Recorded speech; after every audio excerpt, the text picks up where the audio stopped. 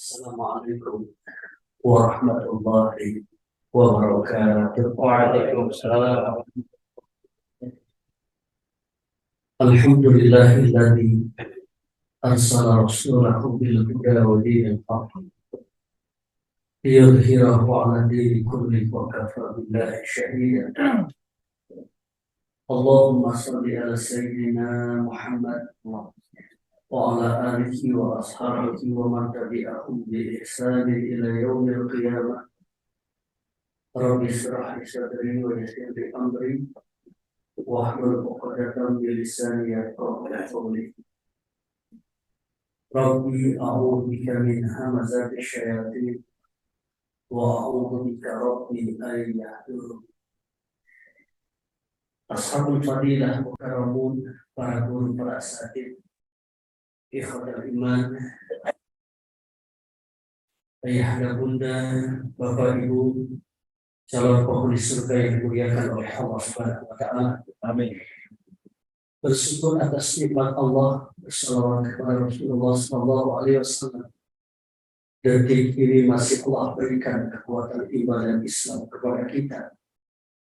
Mudah-mudahan Allah berikan keistiqomahan pada diri kita sehingga kita termasuk hamba-hamba Allah yang ditakdirkan oleh Allah mendapatkan kebahagiaan dunia dan akhirat. Amin. Sebagaimana doa kita, Rabbana atina fid dunya hasanah wa fil akhirati hasanah wa qina adzabannar. Ya Allah, berikanlah kami kebahagiaan dunia dan akhirat, jauhkan kami semua dari api neraka. Amin ya rabbal alamin. Hadirin yang dimuliakan oleh Allah Subhanahu wa taala.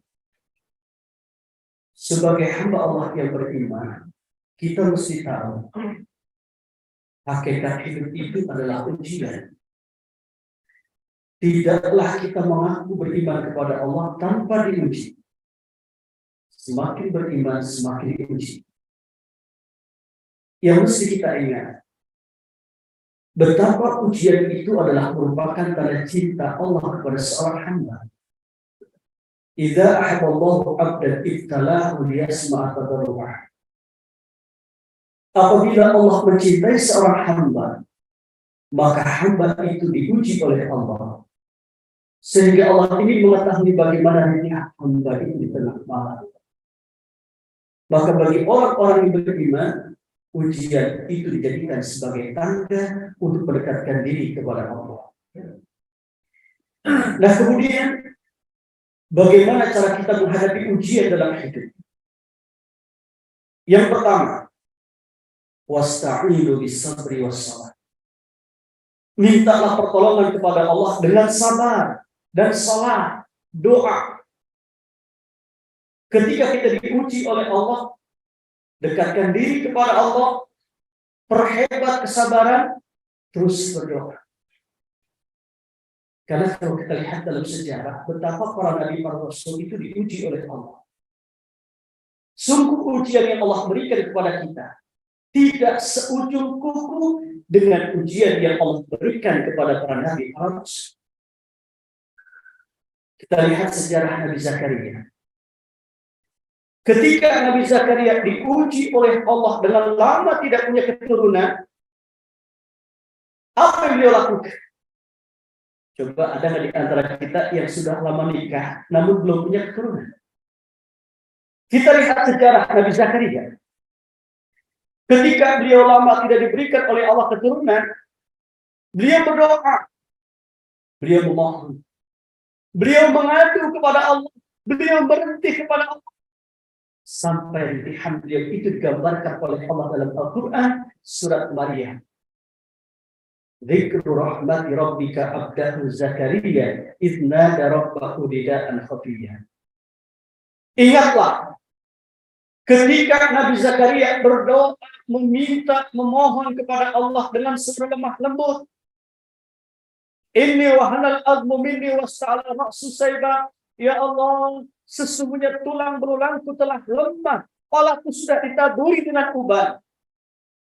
Aku enggak pernah jerah untuk senantiasa berdoa kepada. Apa yang diminta oleh Nabi Zakaria? Fahab li min ladunka waliya. Ya Allah, berikan aku anak. Ya Allah, berikan aku keturunan. Terus Nabi Zakaria berdoa, meminta, memohon kepada Allah. Dengan kekuatan doa datang pertolongan Allah. Kemudian Nabi Zakaria diberikan keturunan oleh Allah, yaitu Nabi Yahya alaihi salam. Kemudian kita lihat lagi bagaimana sejarah Nabi Yunus alaihissalam. Ketika Nabi Yunus diuji oleh Allah, beliau masuk ke dalam perut ikan. Sampai beliau mengalami 3 kegelapan.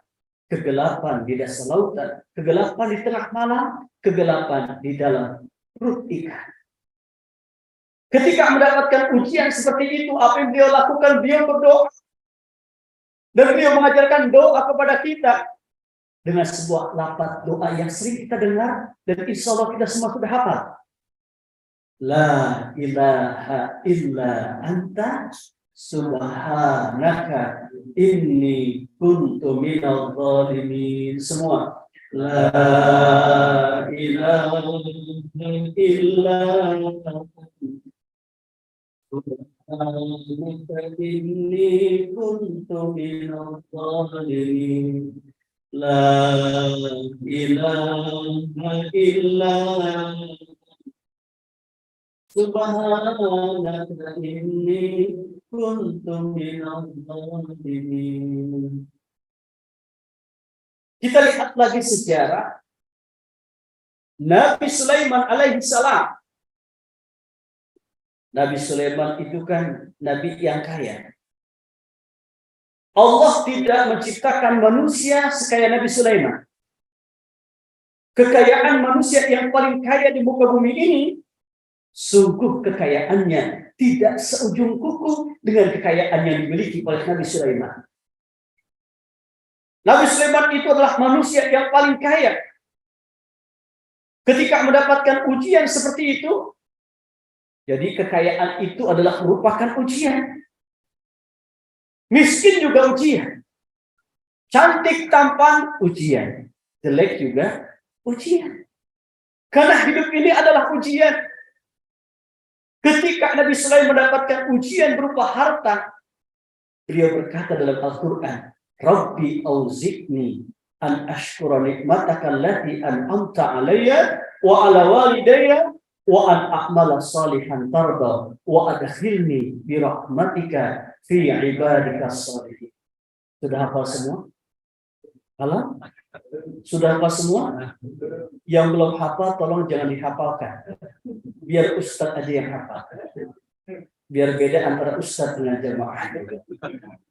Rabbi auzi'ni, coba Rabbi auzi'ni an ashkura nikmataka allati an'amta alayya wa ala walidayya wa an a'mala salihan tarda wa adkhilni bi rahmatika fi ibadika salihin. Angkat tangan yang sudah hafal. Ya Allah nanti akan mendapatkan hadiah dari Bang Haddad. Hadiahnya itu adalah brosur umrah. Hadiahnya brosur umrah. Brosurnya Allah. Nah, ketika mendapatkan ujian seperti itu, beliau berkata, "Hadza min fadli Rabbi." Dia bluani ashkuru am akfur. Ujian ini, harta ini adalah merupakan hadiah dari Allah. Pemberian dari Allah yang menguji aku. Apakah aku termasuk orang yang bersyukur? Apakah aku termasuk orang yang ingkar dengan nikmat Allah? Nabi Ibrahim alaihissalam diuji. Apa ujian beliau? Dibakar oleh raja. Nah, di atas tumpukan kayu, di atas bara api. Ketika itulah beliau berdoa kepada Allah, mohon kepada Allah. Dengan kekuatan doa datang pertolongan Allah. Kemudian Nabi Ibrahim diselamatkan oleh Allah. Itu api yang mestinya membakar jasad beliau, itu berubah menjadi dingin. Nabi Ibrahim di dalam kobaran api akan tapi seperti di ruang AC. Ini dengan kudrat iradah Allah. Maka itulah senantiasa kita harus berdoa. Oleh karena para nabi, para rasul mencontohkan kita untuk berdoa. Tadi Nabi Ibrahim berdoa, Nabi Yunus berdoa, Nabi Sulaiman berdoa, Nabi Zakaria berdoa. Kalau seorang nabi saja berdoa, apatah lagi kita yang bukan nabi? Dan setiap doa nabi itu mujab. Setiap doa nabi itu diijabah sama Allah Subhanahu wa taala. Kenapa kok kita mesti berdoa? Karena kita banyak butuh kepada Allah. Allah itu ketika menciptakan sesuatu, Allah tidak butuh dengan sesuatu. Allah ciptakan langit, Allah tidak butuh dengan langit. Allah ciptakan bumi, Allah tidak butuh dengan bumi. Allah ciptakan arasy, Allah tidak butuh dengan arasy. Allah ciptakan alam semesta, Allah tidak butuh dengan alam semesta. Allah ciptakan manusia, Allah tidak butuh dengan manusia. Kita yang butuh kepada Allah, bukan Allah yang butuh kepada kita. Beda dengan kita sebagai makhluk yang diciptakan oleh Allah. Ketika Allah berikan akal kepada kita untuk berpikir, ruh untuk hidup, jasad untuk ibadah. Allah berikan akal kepada kita. Kemudian Allah berikan kita kemampuan untuk memikirkan kebesaran Allah. Kemudian dengan akal ini kita bisa menciptakan sesuatu. Manusia bisa bikin handphone, bisa bikin motor, bisa bikin mobil. Coba, kalau seandainya kita berangkat kerja, kemudian handphone ketinggalan. Kira-kira baru 1 kilo dari rumah kita. Muter balik nggak? Muter balik nggak? Kita berangkat kerja, kemudian Al-Quran ketinggalan. Muter balik nggak? Enggak. Allahu Akbar. Ketika kita bisa bikin handphone, kita butuh sama handphone. Manusia bisa bikin mic, pengeras suara, kita butuh dengan pengeras suara. Tapi ketika Allah menciptakan sesuatu, Allah tidak butuh dengan sesuatu. Maka Allah itu mukhalafatul hawadith. Allah itu berbeda dengan sesuatu apapun, tidak boleh disifatkan dengan manusia. Karena Allah ada, sebelum sesuatu ada, itu ada. Allah ada, ketika sesuatu ada, itu ada. Dan Allah tetap ada, ketika sesuatu itu telah tiada. Itulah Allah. Kenapa kita mesti berdoa? Karena kita banyak butuh. Kenapa kita mesti berdoa? Karena kita berikrar kepada Allah. Kapan kita berikrar berjanji kepada Allah? Tadi ketika kita melaksanakan sholat, setiap rakaat pasti kita baca surat Al-Fatihah. La sholata liman lam yaqra bi Fatihatil Kitab. Tidak dianggap sholat atau tidak sah sholat seseorang ketika tidak membaca surat Al-Fatihah. Dalam surat Al-Fatihah itu kan ada 3 inti. Yang pertama, Alhamdulillahirabbil alamin, Ar-Rahmanir Rahim, Maliki Yaumiddin. Itu adalah merupakan bentuk pujian kita kepada Allah. Iyyaka na'budu wa iyyaka nasta'in. Nah, itu ikrar. Perjanjian kita kepada Allah, kita berjanji kepada Allah. Iyyaka na'budu, hanya kepada Engkau kami menyembah. Hanya kepada Engkau kami mohon pertolongan. Kita tidak akan menyembah kepada sesuatu apapun kecuali kita hanya menyembah kepada Allah. Dan kita tidak pernah minta kepada siapapun kecuali kita minta kepada Allah. Itulah ciri khas hamba Allah yang beriman, wa insuhu istighna'uhu 'anil nas. Jadi ketika kita minta sama Allah, semakin kita mulia di hadapan Allah. Ketika kita minta kepada manusia, semakin kita hina di hadapan Allah dan hina di hadapan makhluk Allah. Nah, oleh karena kita itu berikrar iyyaka na'budu wa iyyaka nasta'in, ya Allah, hanya Engkau yang kami sembah, ya Allah, hanya kepada Engkau mohon pertolongan. Maka mintalah kepada Allah. Maka perbanyak doa dalam hidup ini. Allah itu semakin diminta semakin suka. Beda dengan kita, beda dengan saya. Orang minta sekali mungkin kita kasih, 2 kali belum tentu. Tapi Allah semakin diminta semakin suka. Bahkan Allah itu ingin melihat bagaimana rintihan hamba itu ketika berdoa. Ada nggak di antara kita? Nah, semalam kan kita bangun tahajud. Insya Allah. Ini dari wajah-wajahnya wajah penghuni surga semua ini. Insya Allah ya. Wajah-wajah yang penuh dengan masalah. Ya memang semua kita pasti punya masalah ya kan? Oh, kalau nggak punya masalah jangan hidup. Karena hidup itu penuh dengan masalah. Ketika kita bangun sholat tahajud, kemudian kita merasakan nikmat sholat tahajud, khusyuk nikmat sholat tahajud, kita berdoa sampai berderai air mata. Kita minta kepada Allah seperti anak kecil yang merengek kepada ayahnya, kepada ibunya minta sesuatu. Allah tuh senang. Sampai ketika kita minta itu, sampai berderai air mata. Ya Allah, ya Allah, ya Allah, ya Allah. Kalau bisa tuh doa sambil nangis. Kalau kita doa, kemudian belum bisa nangisin. Kalau dinangis-nangisin belum nangis, nangislah karena belum bisa menangis. Kenapa kok ingat sama Allah nggak bisa nangis? Kenapa kok ingat dosa nggak bisa nangis? Berarti hati ini kotor. Ketika hati ini kotor, harus dibersihkan hati itu. Rasulullah memberikan kabar gembira kepada orang-orang yang suka melakukan maksiat. Apa kata Rasul? Likulli syai'in saqalatun wa saqalatul qulub dzikrullah. Setiap sesuatu itu pasti ada pengkilatnya. Setiap sesuatu itu pasti ada pembersihnya. Pengkilat hati yang ternoda, pembersih hati yang kotor, zikrullah. Zikir kepada Allah. Semakin banyak dosa kita, kan semakin hitam hati ini. Dosa lagi, hitam lagi, dosa lagi, hitam lagi. Semakin banyak dosa maksiat yang kita lakukan, semakin pekat hati ini.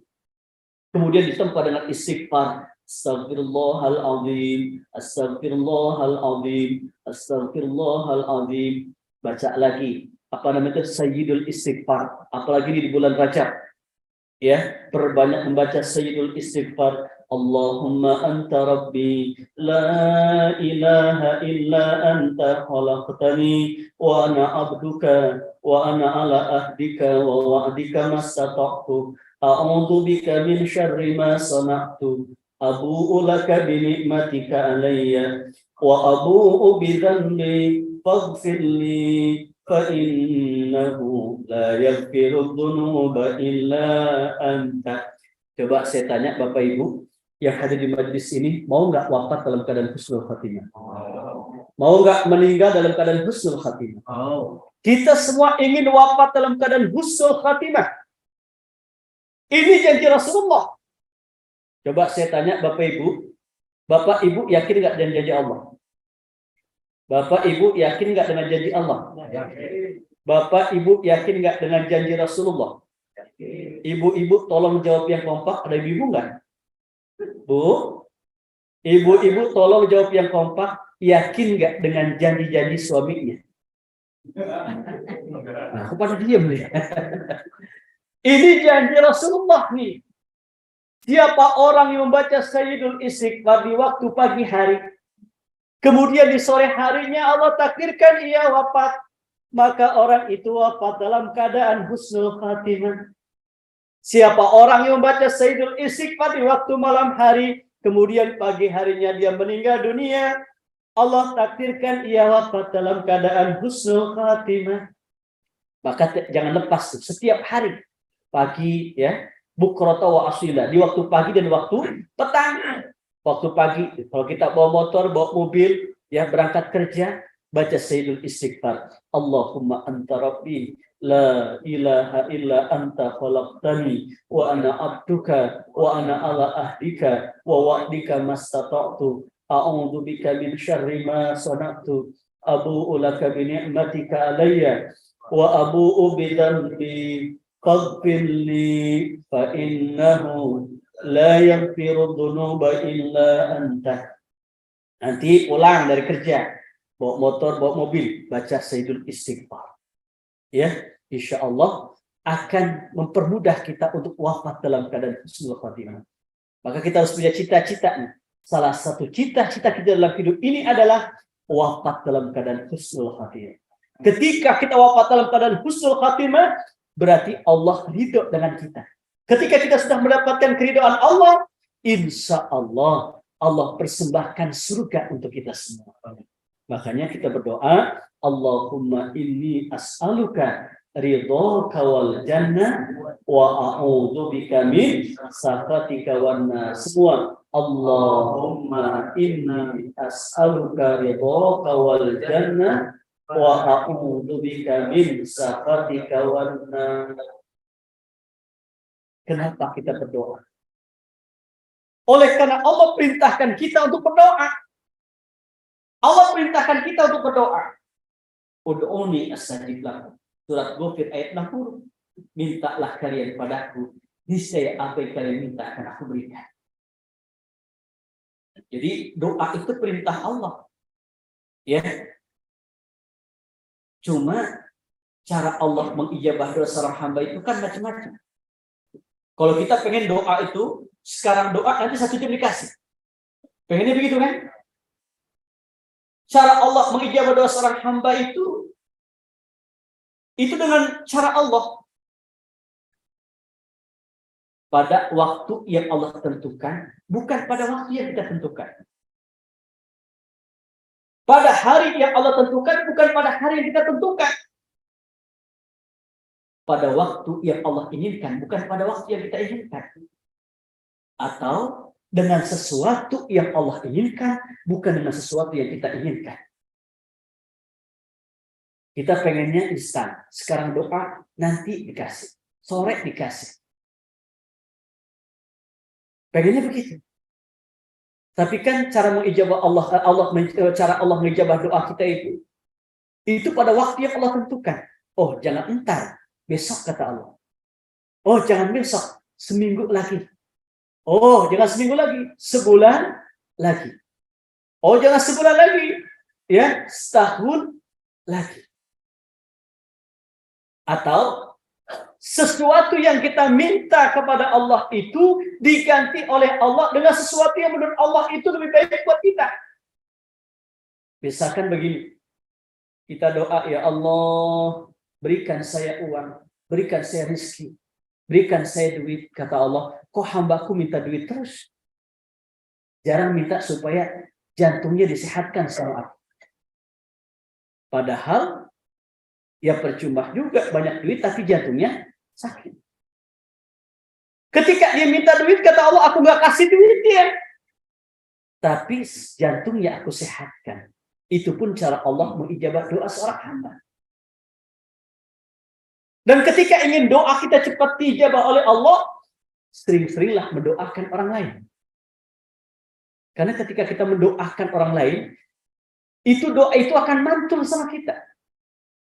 Ya, misalkan begini, kita punya toko sembako, berjalan 1, 2 tahun, 3 tahun, alhamdulillah omsetnya luar biasa. Tiba-tiba tetangga kita sebelah bikin juga. Bikin apa? Bikin toko sembako yang dijual sama kita. Sama.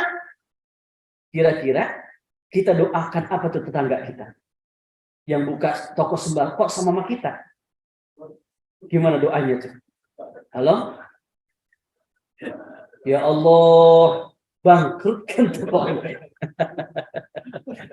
Nih kalau kita doa begini, ya Allah, datangkan pembeli yang banyak buat dia. Ya Allah, lariskan tokonya. Ya Allah, berkahkan tokonya. Itu malaikat ada di atas kepala kita tuh. Apa kata malaikat? Walaka bimithli dzalik. Engkau juga begitu. Ya Allah, lariskan tokonya, kata malaikat, toko engkau juga laris. Ya Allah, berkahkan tokonya, toko engkau juga berkah. Ya Allah, ampuni dosanya, kata Allah, kata malaikat, ya Allah, engkau juga diampuni dosanya oleh Allah. Jadi ketika kita mendoakan orang lain, ya hakikatnya kita mendoakan diri kita sendiri, bahkan kita mendapatkan doa dari malaikat. Maka seringlah mendoakan orang lain. Kalau tidak misalkan terlapat dalam lisan, tidak terlapat dalam lisan, bisa ada harus dalam besitan hati gitu. Misalkan ya, ada suami istri sedang jalan, kemudian pegang tangan dalam hati, ya Allah, mudah-mudahan keluarganya menjadi keluarga yang sakinah. Ada anak kecil tuh, ya lewat depan rumah kita, bawa tas, mau berangkat sekolah.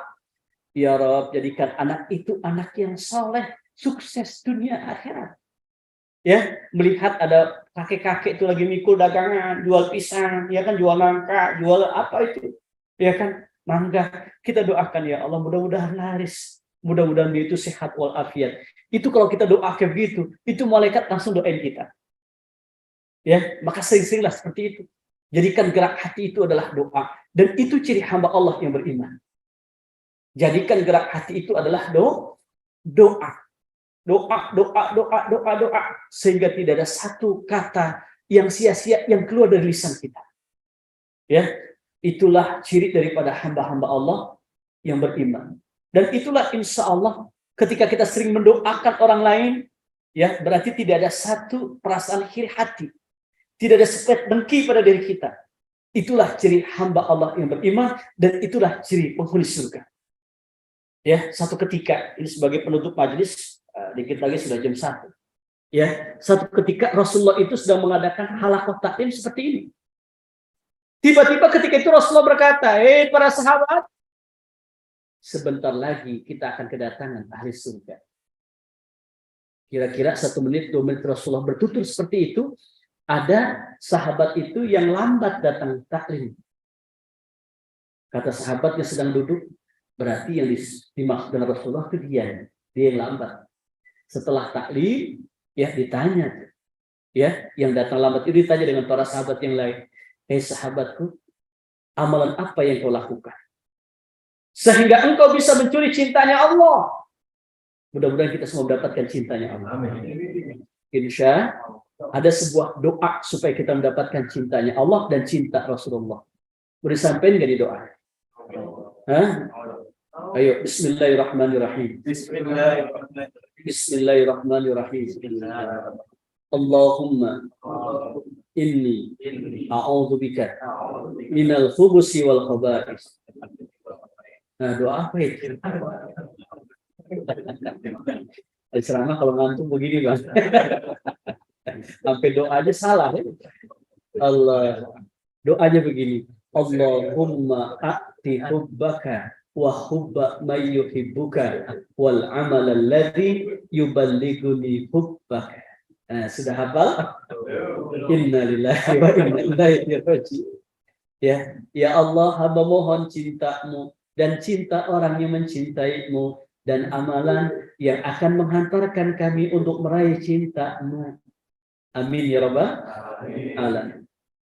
Nah, kemudian sahabat itu bertanya, sahabat, apa yang kau lakukan? Amalan apa yang kau perbuat sehingga engkau bisa mencuri cintanya Allah? Aku tidak melakukan apa-apa kecuali apa yang diperintahkan oleh Allah dan Rasulnya. Disuruh sholat ya aku sholat, disuruh puasa aku puasa, disuruh zakat ya aku zakat, disuruh infak sedekah ya aku infak sedekah. Itu aja. Kata sahabat yang bertanya, kalau itu aku juga mengerjakan. Tapi kok kenapa Rasulullah nggak mengatakan kami ini termasuk ahli surga? Coba amal apa yang kau lakukan? Coba amal apa yang kau lakukan? Oh, mungkin ini. Kebiasaan aku itu, tidaklah aku mendengar tetanggaku mendapatkan nikmat, kecuali aku sujud syukur kepada Allah. Pak, tidaklah kita mendengar tetangga kita mendapatkan nikmat, kecuali kita sujud syukur kepada Allah. Ini tetangga kita baru beli mobil nih. Nanti malam kita sholat tahajud. Selesai sholat tahajud kita sujud syukur. Seusai sujud syukur kita berkata kepada Allah, Ya Rabb, terima kasih atas semua nikmat yang kau berikan kepada tetanggaku. Pernah nggak ngomong begitu kita? Kan gampang ngomong kayak begitu. Tetangga kita harus renovasi rumah, jadi ini selesai. Ya Allah, ya Rabbana, terima kasih atas semua nikmat yang kau berikan kepada tetangga. Oh, berarti masih ada sifat iri hati dan iri situ. Ya, itu gampang ngucapinnya, cuma sulit melakoninya. Ya kan? Kecuali ahli surga. Maka mulai praktek. Ya, kita harus senantiasa bersyukur, gembira ketika orang lain itu mendapatkan nikmat. Ketika orang lain itu mendapatkan ujian, cobaan, rintangan dalam hidup, kita merasa sedih dan kita doakan dia agar Allah keluarkan dari jalan kesulitan yang ia hadapi dalam hidup. Inilah ciri ahli surga. Mudah-mudahan ya semakin kita mendekatkan diri kepada Allah Subhanahu wa taala dengan memperbanyak zikir, doa, ya, perkuat keistiqomahan kita. Ya, jadi ciri hamba Allah yang beriman itu kuat akidahnya, istiqomah syariahnya, kemudian mulia akhlaknya. Ya, kuat kokoh akidahnya, istiqomah syariahnya, kemudian mulia akhlaknya. Itulah ya termasuk hamba-hamba yang insya Allah dirindukan oleh surga. Insya Allah. Baik ikhwatal iman ayahanda bunda yang dimuliakan oleh Allah Subhanahu wa taala. Demikian taklim kita, mudah-mudahan ada manfaatnya. Dan Allah jadikan asbab keistiqomahan dalam hidup kita. Allah jadikan taklim ini sebagai asbab keberkahan dalam hidup kita. Asbab hidayah untuk kita semua. Lebih kuat iman Islam kita, lebih santun akhlak kita, lebih berkah hidup kita, lebih harmonis rumah tangga kita.